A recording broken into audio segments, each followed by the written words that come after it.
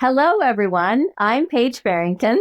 And I'm Ashlyn Prendergast. We are the co-founders of Love Ignites Peace, and this is our podcast, the Love Ignites Peace Bathtub Chats Book Club Edition, where every other month we read a self-growth book about a topic that has helped us get our freak, aka frequency, on and live the life of our dreams, full of all things high vibe. Read the book and listen to the discussion, or don't read the book and take away a few words of wisdom. There are many ways to enjoy the book club edition of our podcast. You never know when the exact words of wisdom will find you at the exact right time. For those that have been listening for a while, welcome back. And for our first-time listeners, we are so glad to have you join us. Our on-the-air book club group today is Teresa Hernandez, a longtime spiritual coach and entrepreneur, and a merchandising marvel. Although you have a new name now. What is it, Teresa? I do have a new name. A merchandising... I am a mogul. Yes. A merchandising mogul. Yay. We have Noelle Dunker, a teacher of children and a teacher of wisdom to both kids and adults. Jenna Principe, a seeker of wisdom, marketing guru, San Diego native, and a lover of her people and life. Ashlyn Prendergast, a very wise woman still in her 20s, and my daughter. She has the heart of a lion and the mind of a business visionary. Ashlyn is the voice that keeps me in my lane and Love Ignites Peace's public presence moving forward. And finally, me, Paige Farrington, an author, entrepreneur, public speaker, and a never-ending student of life, love, and the human experience. You can find the books that we are currently reading and the ones that we've read, along with a little bit more information about each of us at loveignitespeace.com/book-club. Our March-April book is a Teresa pick. Teresa, what topic did this book address that helped you raise your frequency or get your frequency on? Let's get started. Let us know. I know. Thank you for even asking for me to pick a book. I believe I'm going to include Noelle in this. We had just finished at meditation. Gosh, Noelle, how long did we discuss this every month? 7 months almost? Yeah, or longer. Or longer. So we really took some deep dives during meditation, into each chapter, each agreement in the book. So asking us is almost kind of revisiting the last year, 8 months of some really good discussions. For me, I think I put in, when you asked me, it was don't take things personally, if that's answering the question. But it's also be impeccable with your word. I only had to pick one, but it's really a close tie. This book, I don't know, I always like to show my books because I read a lot of spiritual books in the bathtub, and I've marked it. This is my second book. First one, I think I got in 1999-ish, somewhere in there. And I read it a few times, and I gave it to my sister the year before she passed away. She was kind of really getting into this. So this is my kind of new book that I bought maybe 5 years ago. So that's my little backstory on the 4 agreements. It is a book I keep literally almost in my back pocket. It's on my coffee table, stacked with several other Don Ruiz's books that I've read. It's a really good tool for me. The philosophy behind it keeps me grounded when something happens, and I just kind of go back and it pulls me right back to center. So I hope that quickly answered the question so somebody else can kind of chime in, go to their favorite parts. It did, Teresa. Thank you. So just as a recap, we read the 4 agreements. And here's the description. So, a bestseller for over a decade, published in 53 languages worldwide. In the 4 agreements, bestselling author Don Miguel Ruiz reveals the source of self-limiting beliefs that rob us of joy and create needless suffering. Rooted in the ancient Toltec wisdom, Ruiz shares how the drama of hell can disappear right before your eyes, and you can begin to create a new dream. Your personal dream of heaven, if you begin to live your life with the 4 agreements. The 4 agreements are: number 1, be impeccable with your word. Number 2, don't take anything personally. Number 3, don't make assumptions. And number 4, always do your best. So let's get started. Our first question is, what, in your opinion, is the most important takeaway from this book? And did it help you raise your frequency? Jenna, I feel like you're dying to start. Well, so it's funny because I was kind of jumping ahead and I was looking for a quote and I couldn't find it in my clippings, but it was at the end of the book. And so I I loved this book, which I'm really glad I did because it's one I've been wanting to read for a long time. So it's great when your perception of the book is what you're hoping because it's been built up by a lot of different people. And I had actually told Ashlyn, so within the last couple weeks, I've like unlocked this new level of just like joy and peace. And I've been putting in a lot of work to do it. I don't know that I've talked about this on the podcast, but one of my goals for 2024 was to be happy without condition. And although that was well intentioned, I think by the end of the year, I got really complacent because I was thinking like, I should be happy regardless of my circumstances, right? Like my happiness shouldn't be contingent upon XYZ. But like I said, that can lead to complacency because there are things you have to do to be happy. Like if we talk about happiness and joy being a choice, you have to put in the effort to do that. You don't just sit around and like become happy one day, or you don't just sit around and get motivated, or like you have to feed that cycle. So it's kind of like this chicken and the egg. So there had been a lot of things that I had been wanting to do, and I just like wasn't feeling very good and wasn't feeling very motivated. And I was like, I'll wait to start XYZ until I do feel motivated. At the top of this year, I was like, I am sick and tired of feeling sick and tired, basically. Like, it really was like a loving night's peace realization of like, okay, I have all of these tools. I know so much. I've grown so much as a human. I can't just sit around and not do anything and expect to feel great. And it really was like, I told myself, I was like, there is something more. You are not supposed to feel this way because towards the holidays, and I feel really lucky and grateful that the holidays are not a hard time for me. I don't have like trauma or grief that I have to deal with around the holidays. The holidays are typically a very like good time for me. And I'm grateful for that. But this past year, it felt really off. And it was one of those things where there was this like dissonance between what life actually looked like, which was fantastic. I got engaged last year. I had a baby niece born at the end of December who's like the love of my life. Like work is going well, like all of these things objectively right. But like my vibration didn't match that energy. So I'm like, okay, we need to like put practices into motion. And since the beginning of this year, I feel like I've changed my life 180, starting with really, really cleaning up like my diet and my lifestyle. And I don't eat a lot of junk food to begin with, but it was just like really getting really clean and cooking. The reason this ties back to this book is because I'd been doing all these things, taking my supplements, being really diligent about working out because I had been getting kind of willy-nilly about working out and just doing hard things, honestly, like things I didn't want to do, things I didn't want to motivate myself to do.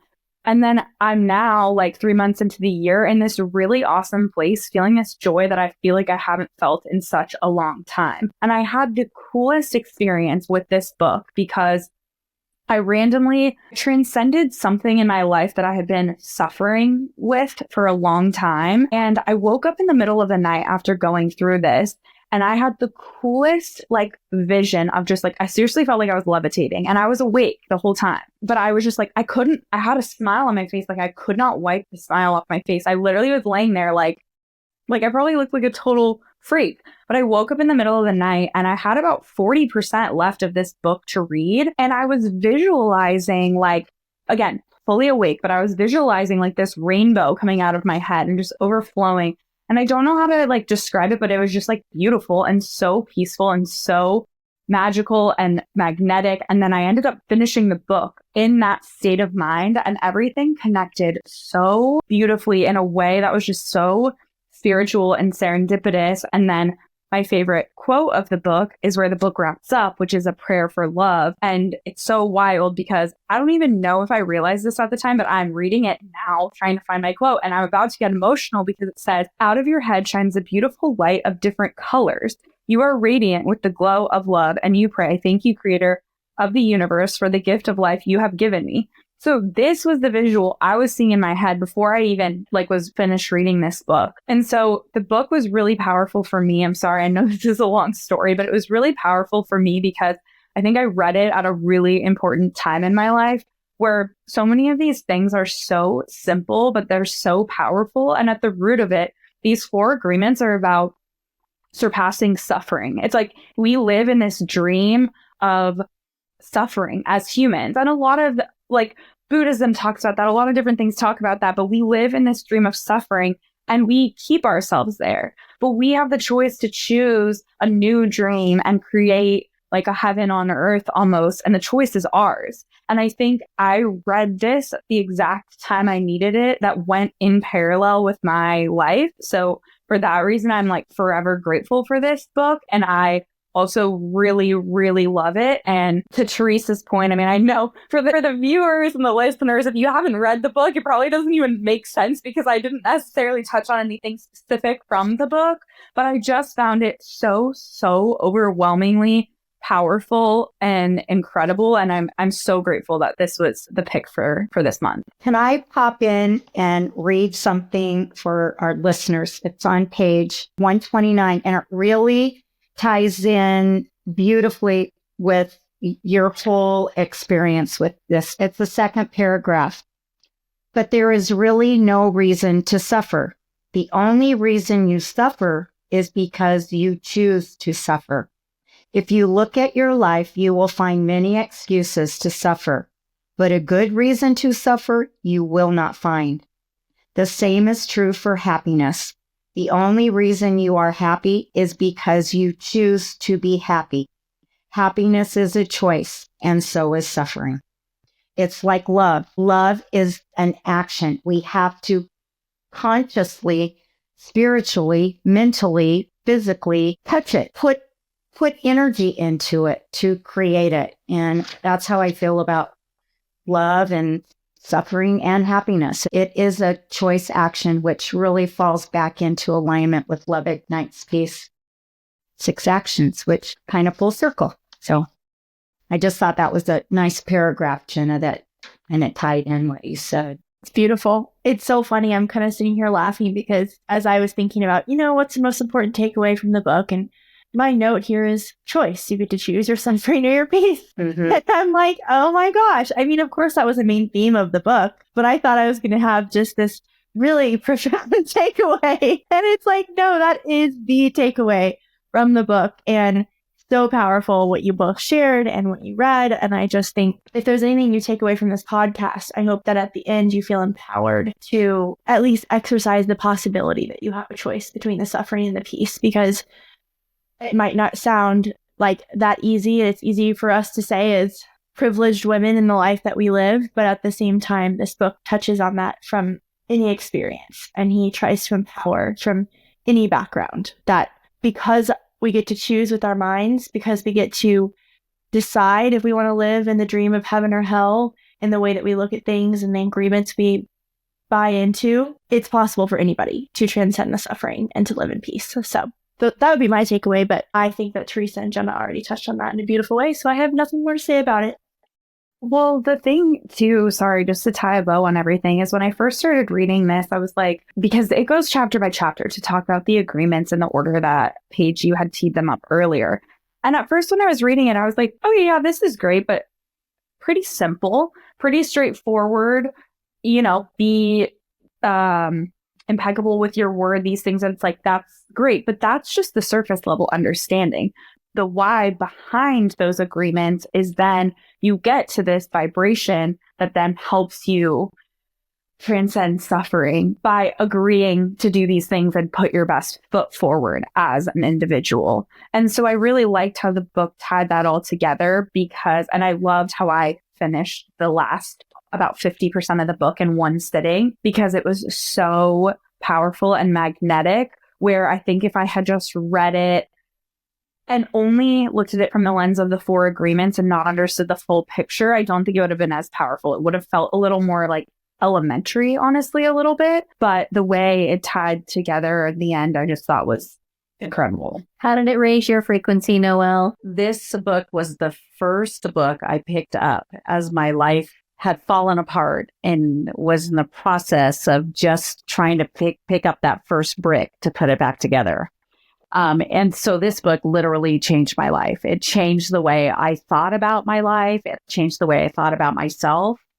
And for me, I guess because I have that history behind it, it feels like a book about self-love. And if we follow these agreements, that we can create this beautiful life for ourselves built on self-love and because you understand yourself more. So it's self-understanding that leads to self-love, which in all honesty then leads to love of all, because you can see, not just because you can see how other people are choosing suffering, but because then you can have compassion for them and understand a little bit more, which helps you access the 4 agreements in your life about being impeccable with your word, not taking it and don't take anything personally, don't make assumptions and always do your best. They are all intertwined. You can't do all 4 and then decide not to do one because it unravels. It's like a string. They're really, really connected and it unravels. So if you are learning to love yourself and you're really walking this way of being, which ties into all the other books that we've read, you're creating a beautiful world for everyone. Absolutely. And I would say what has raised my frequency in reading this book, the contents of this book, just raise your frequency because it's all like high frequency information. Mm-hmm. Because it's about all of those things that we've talked about. But we forget, I think, as humans, that really the world that we live in is the world that we've created. And that is a message that is hard for some people to hear. But we have a choice, as Ashlyn talked about, to eliminate suffering, as Jenna and Teresa and Noelle talked about, so that we can create heaven on earth. Creating heaven on earth is actually up to each of us in our individual lives. And as more and more people do this, we're able to create a collective change. So how can you not raise your frequency when you're reading a book about creating heaven on earth? I was really mind-blown about how many of these topics tied into Love Ignites Peace because I'd never read this book, right? So everything that we do, I had no idea from this perspective, but he really did tie it together. I mean, it really did tie together so closely to Love Ignites Peace. And like you said, Teresa, Love 6 Actions from Paige's book. I think I had originally picked Don't Take Things Personally, and it just came off the top of my head. But deep down, I truly believe being impeccable with your word is the most important. It's probably why it's the number 1 to start, and everything derives from that. And that impeccable with your word really begins with how you talk to yourself, about yourself, with yourself. That's the very beginning of where that Love 6 Actions really begins. Being impeccable with your word. What is my self-talk?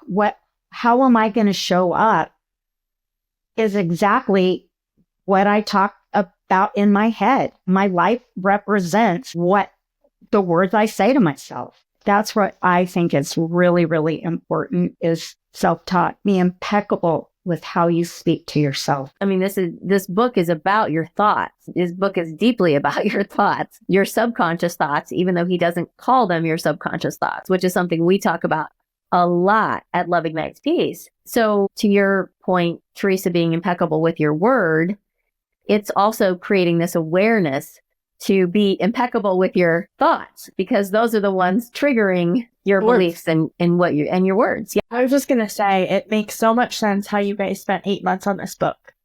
I really felt like I couldn't get everything out of it in just reading it in the past 2 months. Like, it's such a quick listen. I listened to it on Audible. I will say I do get frustrated sometimes. I don't know why the Audible book sometimes doesn't follow the exact physical book. Like, they skip some stuff, and I'm like, I didn't ask for that. I didn't ask for the abbreviated version, but I just wanted to hear the written version spoken. But I have both, so I was kind of referencing the book and the Audible version. Anyways, I just felt like there was so much contained in every paragraph. Like, you really could take 8 months to just study and digest this book, and this book is probably one to read many, many, many times. It sounds so simple. Always do your best. That sounds fairly simple. Do you remember the meaty, deep?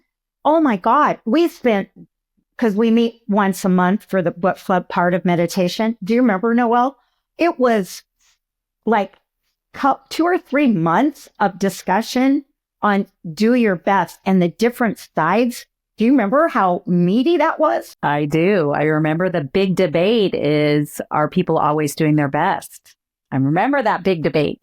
Yeah. And oh my God, it was one of the really best discussions because of, well, my best, if I show up kind of sloppy and, well, I'm only a few minutes late for work, but well, I did my best.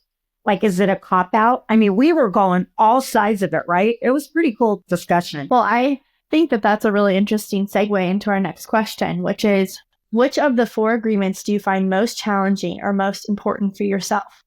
Can you see a difference in what your younger self struggled with versus your current self? For me personally, don't make assumptions is one, it's so ingrained in our society to try to guess why people are behaving the way they do. And then I'm a teacher. And so a lot of it is, what is the root cause of blah, blah, blah, blah? But you don't really know the root cause. It's just kind of a guess. So in that sense, it's kind of an assumption. So I live in a world where that's constantly happening.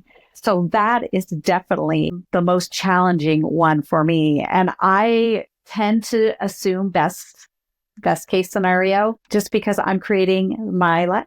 And I want to assume best intentions and best case scenarios if I am forced to make assumptions. But that lays heavily on all the rest. So I don't know if one is more challenging than the other because they're like dominoes. If one is out of sync, they're all out of sync or can feel like they're out of sync.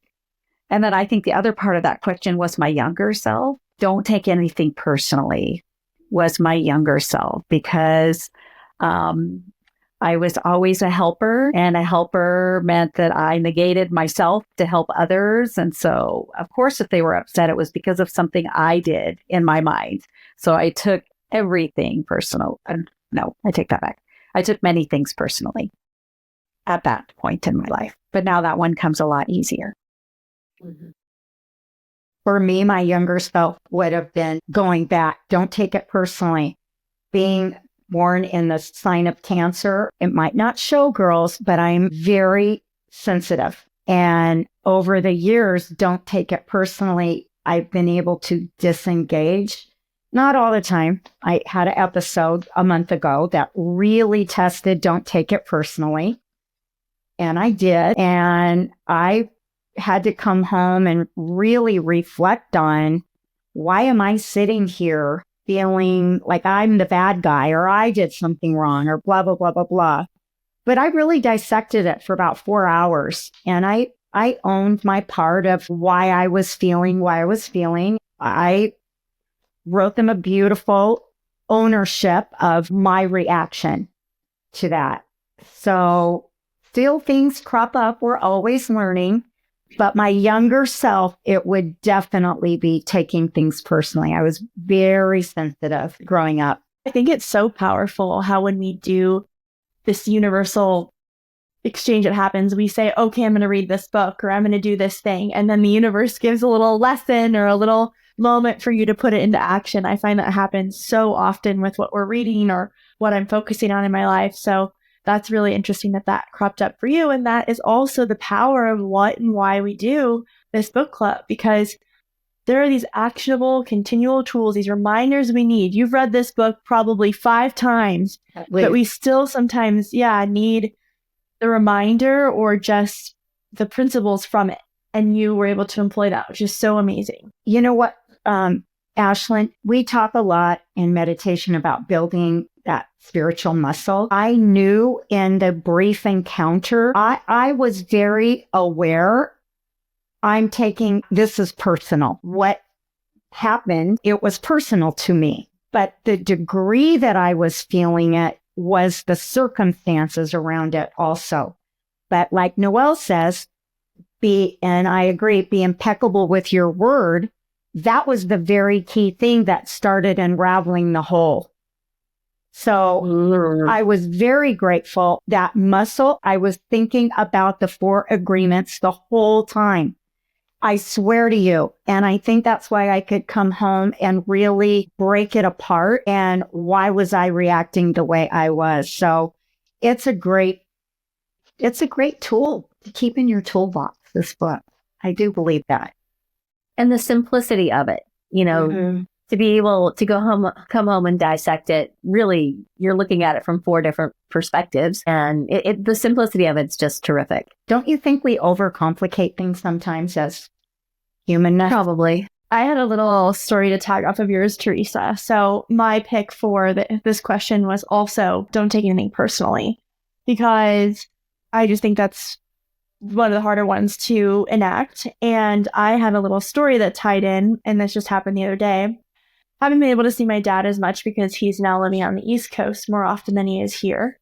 And I love having time with my dad. I love chatting with my dad. I love going to dinner with my dad. I have a great relationship with my dad. But when he is traveling or he's gone for a while, sometimes I feel like when we get on the phone, he is more in a quick, efficient mode of catching up versus my style of catching up, which is like, let's chat, let's hang out, let's just get mushy gushy, let's talk about all the details. Well, the more details, the better. And so I got off the phone the other day, and to give that man credit, we talked for like 35 minutes. So it's not like we didn't catch up. But I felt at times this energy of like him trying to get off the phone or that he had something better to do, which is not the relationship that we have. Like, again, he cares about me deeply. He makes the time to call me. He texts me good night, I love you many nights of the week. But what I'm trying to say is I got off the phone and I was feeling this, and it's something has been brewing in me a little bit for a while of like, I just started taking it personal. I'm like, why doesn't he want to just chat with me? Why is he in a rush to get off the phone? And I don't understand. And I know that he loves me, but blah, blah, blah. And literally in a matter of 30 seconds, maybe a minute, enacting this agreement, I was able to completely change my perspective, because then I realized, coupling this with something else that we've been working on, and our course is going to be released about soon, which is the 6 personality blueprints. I sat there and I went, okay, step 1. Don't take it personally. I'm like, okay, how do I do that? Because it feels pretty freaking personal. And I'm like, all right, well, let me assess the situation. Okay, his personality blueprints are the optimized blueprint and the challenge, win, aggressive blueprint. And neither of those blueprints prioritize connection and relationship. Their number one priority is task.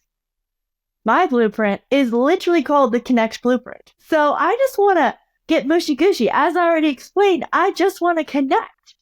And I want to be in my feelings all as well. So I had to realize, okay, this isn't about me. This isn't about our relationship. These are his blueprints.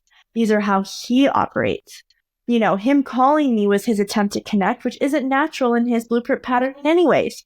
So just in that moment, I was able to take a step back, realize it wasn't personal, dissect why it possibly wasn't personal. And when I say in 1 minute, I was like, okay, that was great. I'm really glad he called and we caught up, and I was able to yeehaw right on. It could have been something and would have been something that literally bothered me the rest of the day if I didn't do that. Your younger self would have definitely stewed. Yes, spoken from my mama llama who would have heard about it. Yes, and we would have all stewed. And you also cut yourself off from making assumptions, which is awesome. You stopped yourself at the bypass, which you could have kind of gone to taking it personally and then making assumptions, like you were saying, like, oh, he has better things to do. He has this. It wasn't like, because from your perspective, you wanted it to go X, Y, and Z way. And then from his perspective, like, he probably wanted it to go X, Y, and Z way. And then you're making assumptions. And it's so funny too when we make assumptions sometimes. And then we actually attack those assumptions. Like, I bet if you told your dad about that, if you were like, hey, like for a second I was feeling X, Y, Z way, you probably would have been like, I call you every day. Like, I want to hear from you. I love you. You know what I mean? Like, you would have been like, what are you talking about? Like, totally wrong. But I can segue off of that because that is mine. That is younger self, current self, and what future self is going to be working on. This is really tough for me. And it's been really interesting to hear you all talk about it, because it's interesting how it takes on different forms, right? Like the teacher, you talked about assumptions, Noelle, but like the teacher relationship, these friendship, platonic dynamics, familial dynamics. And it plays into my dynamic because I am a chronic people pleaser. And I say chronic because it is chronic. And I'm really working on it, but it comes from just deeply caring about what other people think of me as part of it, and wanting people to have a good experience and feeling responsible for that experience. And that is something I'm really trying to work through, but it really starts with not taking things personally, because when you don't take things personally, then you don't feel responsible for other people's experience in life. And I think through many, many, many years of taking things personally, I've then acted on that to manipulate myself and go against what felt like the right thing to do, or what I actually wanted to do or felt called to do. And I don't know, to give a visual, like tangle myself into this like trapeze act to like please everyone in every direction, and really like taking things personally, and then again like pushing out that energy of like, how can I fix it? How can I make it better? How can I fix that other person's experience? And I've really struggled with this in the past couple of years of having situations being confronted in various ways that I haven't dealt with in the past about people who just don't like you. And it's really interesting dealing with people who don't like you when you have to be in close quarters with these people somewhat often, because in certain aspects of life, you got to walk away from people who don't like you. A classmate, maybe even a coworker. You can more often than not draw some type of physical boundary or extricate yourself from that space. And this predicament that I've been in, which I've lightly touched on the podcast before, like an extended family relationship, I can't quite do that. And it's been really hard for me because I want to fix the situation. And Ashlyn, you talked about the, what is the pattern? Like your need to like mediate? It's either the connect blueprint or the give blueprint. I want to fix it even though it's not my problem. And these other people's opinions of you are not your problem. Yes, granted, you need to have self-awareness. If you're a total a-hole, excuse me, lack of a better word, and someone doesn't like you, it's time for some self-reflection. Like self-reflection is good. But when you realize that you've objectively done nothing wrong and that this is other people's stuff that they're projecting on you, it's really freeing. And it's hard to get to that point. And I am like at that point, but it's really something that I continually struggle with because it seems so personal. But the second you can click back to being like, this isn't about me, this is about that person and their experience, and potentially what I, as an individual, what kind of feelings my presence might make boil up in them. And that's not my problem. It's not my issue. And it has nothing to do with me. And that's so freeing. And I'm getting there. But this is tough, man. It's really tough. And so it's so funny that a lot of you said like your younger self, because I do feel like it's this evolution of like, the younger we are, the more we care about what people think of us, because that's our society is built around that. We're social beings and we're put in these social situations where evolutionarily we need to like get ingrained with the tribes we're around, and we need to be liked. Like it is like a human need to some perspective. But I think the older you get, you kind of realize that, and you realize you can't please everyone, and people's ish is their own ish. I don't think I can cuss on podcasts. I'm just getting creative. Yeah, that's really, I mean, Jenna, I'm so just proud of you, because that just this whole realization of you understand that you make yourself responsible for other people's experiences. I mean, that is huge, because nobody should be responsible for anybody else's experience. You need to show up as a kind human being, not trying to make anyone's life difficult. And if you do that, you cannot be responsible for how this other person reacts. And Noelle and I know that we both share this, what we're calling the give blueprint, which if I had to say, based on what you just described and the epic people pleasing, I would say you are also, the give blueprint is probably one of your primary blueprints, because that blueprint is all about you taking responsibility for everybody else's feelings and success. And it's a real lack of self-awareness. And I can say that because that was my primary pattern. And tying this all back to the book, that was my greatest struggle too, which is don't take it personally, because I did. Everything was personal. You got mad, it was my fault. You weren't happy about something, it was my fault. I mean, and I sincerely felt bad about it. even though there was probably no reason that it was. So yeah, that's been my epic. That was my past. And it hasn't been that long ago that I think I've been able to actually go over that hurdle. So I don't know. What's the next one? Maybe it's the same one Noelle picked, is just struggling with not making assumptions. But I think it's a really big challenge for all of us, because we take responsibility, or I did, but then you fail to look at what's going on with the other person, or you assume. It's just like you said, Jenna, it goes back to that making assumptions that you've done something wrong too. So there's so many different ways that we could dissect this. Interestingly, none of us chose do your best as our biggest struggle. Maybe because we're always trying to do our best. Maybe. Not to be perfect, but to show up as the best version of ourselves in whatever circumstance we're put in, whether it's work or a friendship or a beautiful weekend or riding in the car with someone. Just showing up with the best thoughts, with the best intentions, with the best motivation and heart, is to do your best. And I think that's a quality when they see it. Was that saying birds of a feather, or like attracts like? I can speak, Jenna, I don't know you personally, but I know you through Ashlyn and what you speak about. We are at a level where we are consciously doing our best. And maybe that's why it's not one of our biggest struggles necessarily. I think doing your best also goes back to continually trying to grow. And we have this experience on earth, and it's recognizing, hey, I'm not a perfect human being, but I want to get better every single day. Quite literally, being part of this book club is that. It's, hey, there's more to learn. There's more to gain. There's more of flexing that spiritual muscle and getting better. And how can I get better as a human so I can contribute even more to the people around me? Not because I'm worried about what they think, but because I want to raise the frequency and spread more love and joy to others around me. Lovely, lovely, lovely. Well, let's move on to the next question. The author talks about the world that we live in is actually a dream world, an illusion created by our minds. What do you think about that idea? I was going to say, I love this and 100% agree with this.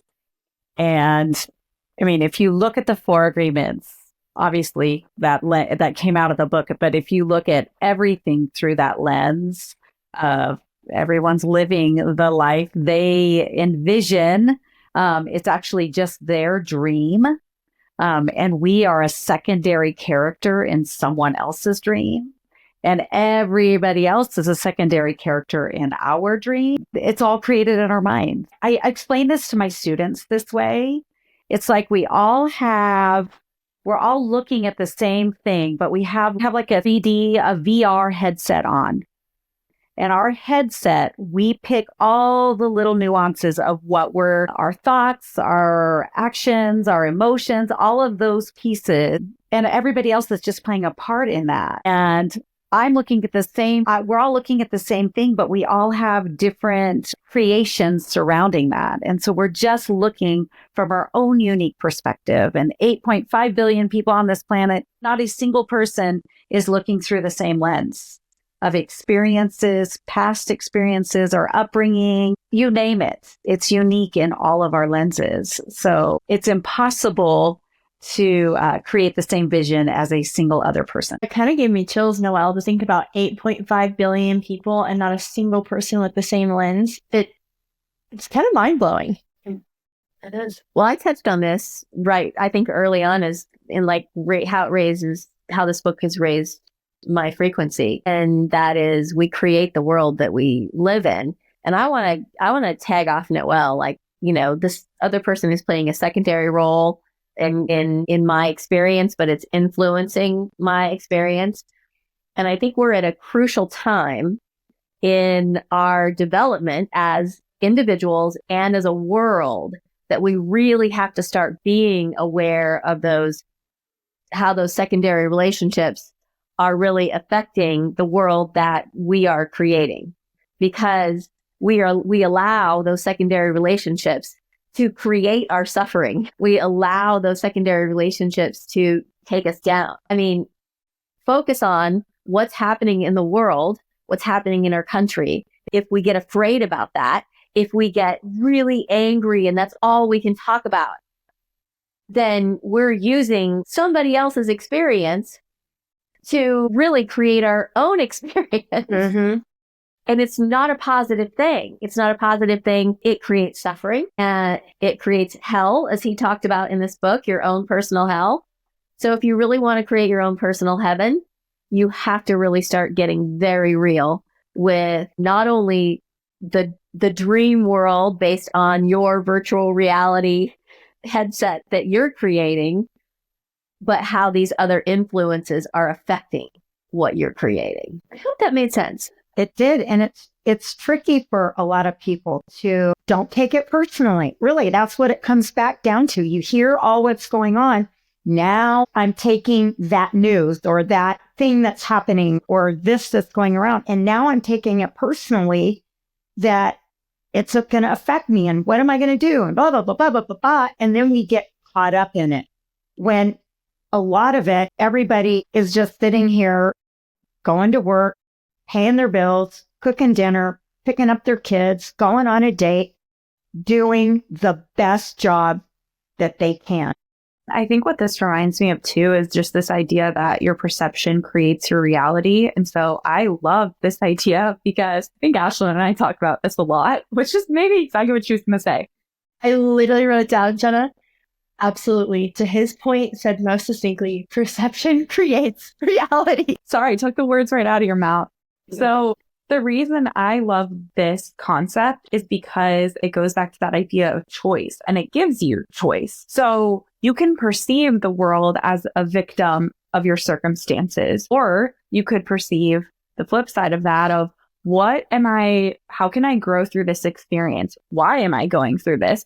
Going back to the story that I told at the beginning, I feel like I need to disclaim the story that I'm a very privileged person and I will never deny that.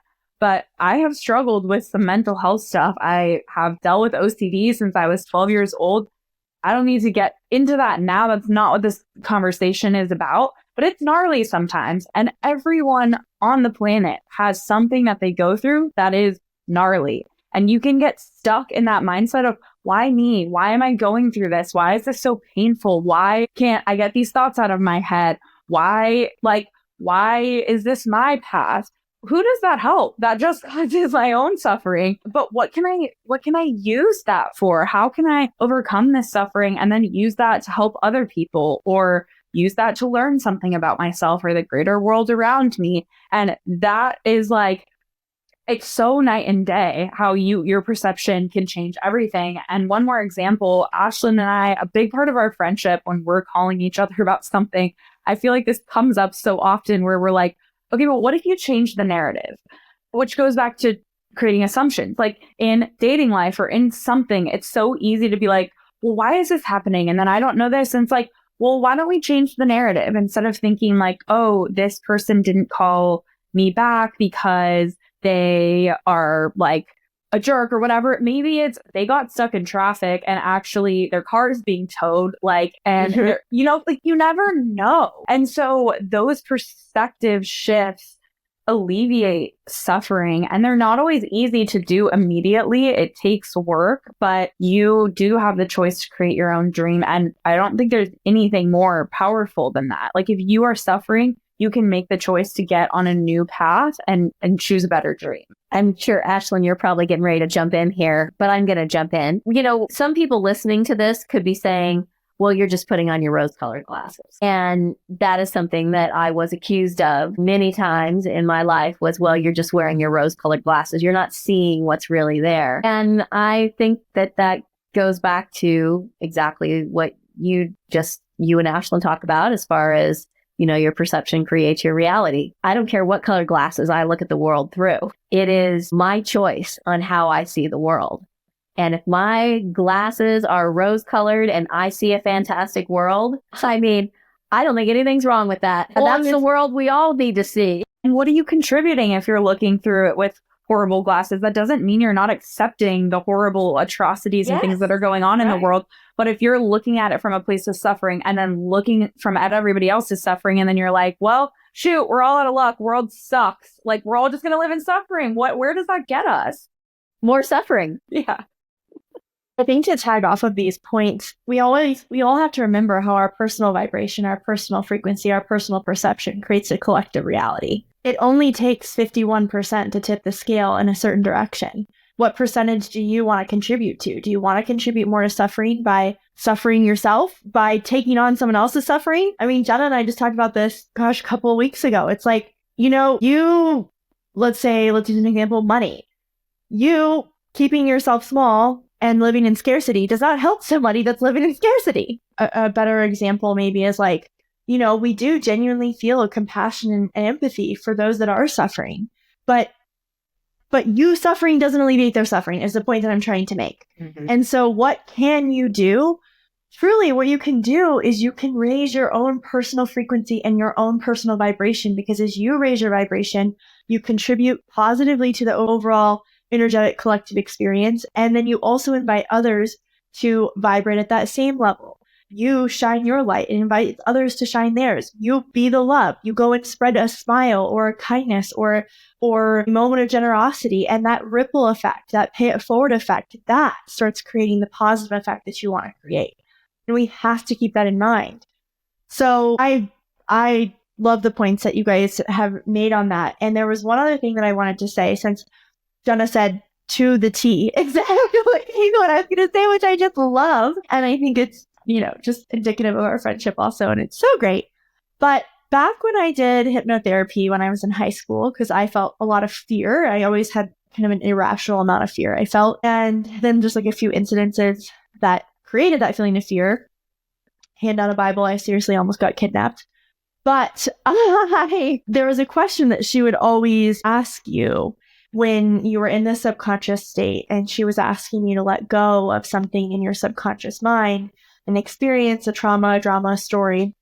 And if your subconscious mind said, no, I can't let it go, she would start this line of questioning. And one of the questions she would ask is there a higher way? And if the answer was yes, then she'd start calling the angels, and she'd start calling on God, and she'd start, praying and blessing and letting you know that your subconscious mind doesn't have to hold on to this because there is a higher way. And I feel like that does tie into what we're talking about with perception creating reality as well, because maybe there is a higher way. Is there a higher way to see the situation? Is there a higher way to handle the situation? Is there a higher way that can create a reality of peace versus one of suffering? And then another thing that recently, I might have even said this on our last podcast, I love this statement. My mom doesn't fully understand it, but it's probably a generational thing.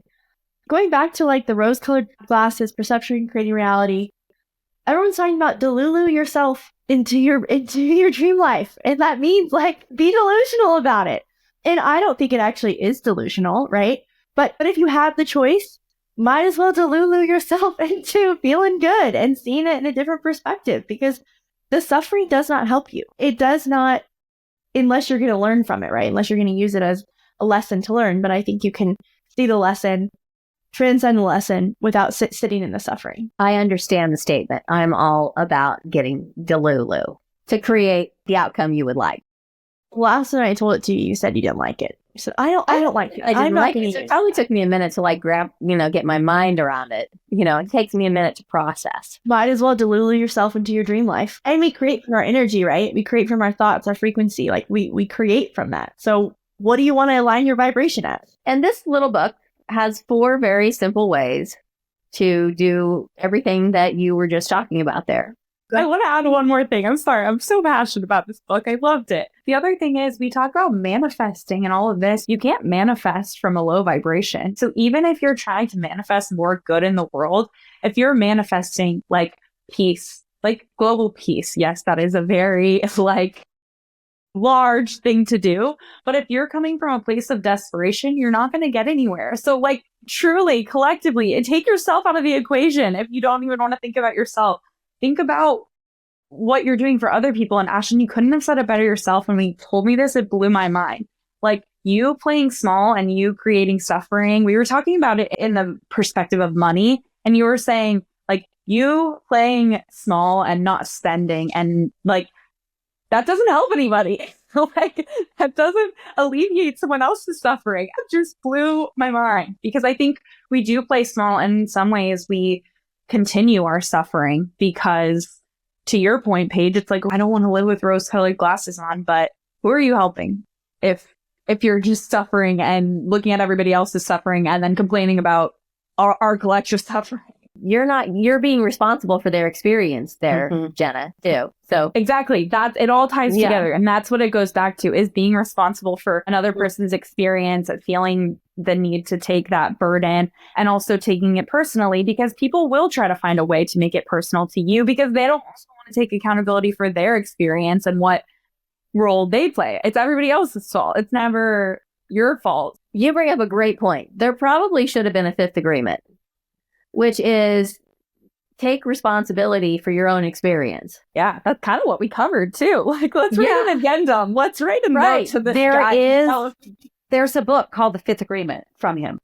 Wouldn't it be ironic if that was the fifth agreement? I don't think it is, and then Mastery of Love. He wrote several, and they're all really good in the collection, I will say. And Jenna, to just a tiny little touch on where you girls were just wrapping up. Sometimes when, like you said, you were there were times you felt bad that people had less or weren't as fulfilled, or so that made you feel bad. And how do I live my life in abundance?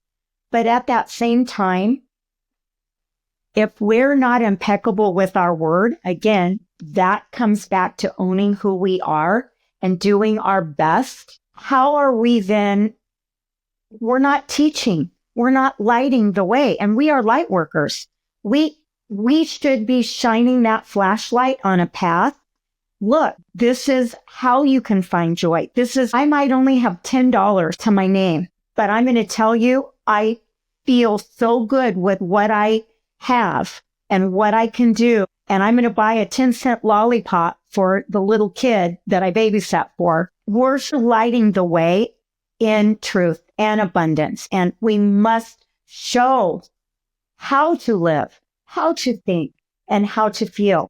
That's my personal thought. It's so funny you said that, Teresa, because I said that to Jenna. I was like, also imagine, I love, you guys know, I've said the concept of illuminating evidence. Like, imagine the evidence that you can illuminate, the path you can light for somebody else that they might not even know is possible, but by you showing up in your full expression, which I think is what you were alluding to with the impeccable with your word, that actually transcends just your word, right? It's be impeccable with who you are. Show up authentically, altruistically, being fully you, and the good that can do, not only from a vibration that you're embodying, but from what you're illuminating is possible for others. It's huge. And that actually ties into another addendum I wanted to add to the whole take responsibility. If you do not let other people have their experience, you're not allowing them to experience their growth and their evolution. You're actually keeping them from what they're here to learn.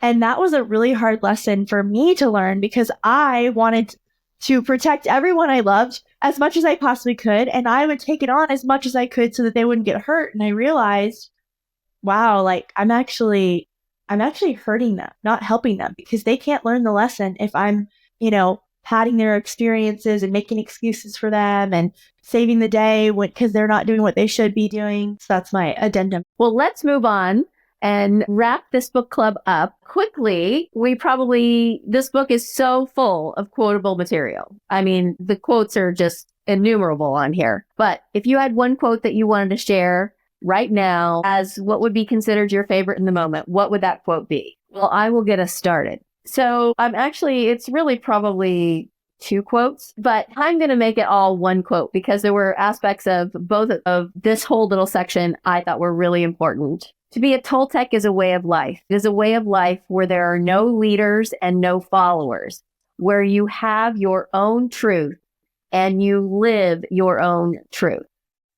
I probably should stop there because that in and of itself, in my opinion, is like very, very powerful quote.